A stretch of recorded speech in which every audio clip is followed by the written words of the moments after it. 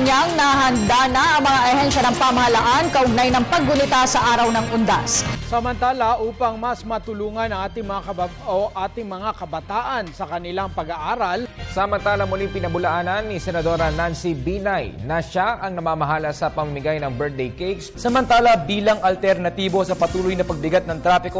Meanwhile, COMELEC Chairman Bautista said the poll body is crafting guidelines on Samantala, mga paghahanda sakaling magkaroon ng sunog at pag-uunang.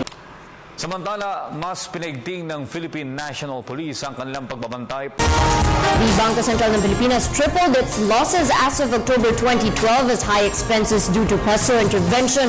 Meanwhile, Senator Sergio Osmeña has defended Secretary Abad over the DAP issue.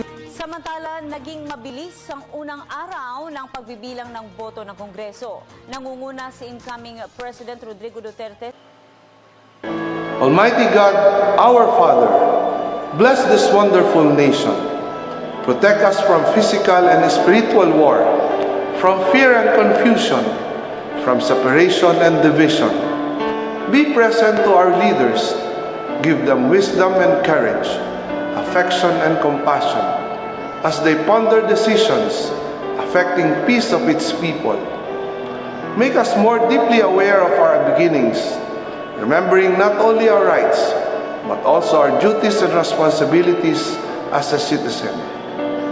Make this nation, the pearl of the Orient Seas, to be a great place again. May all its people know clearly your will, that they may fulfill the call for us in the salvation of this land and the restoring of all things.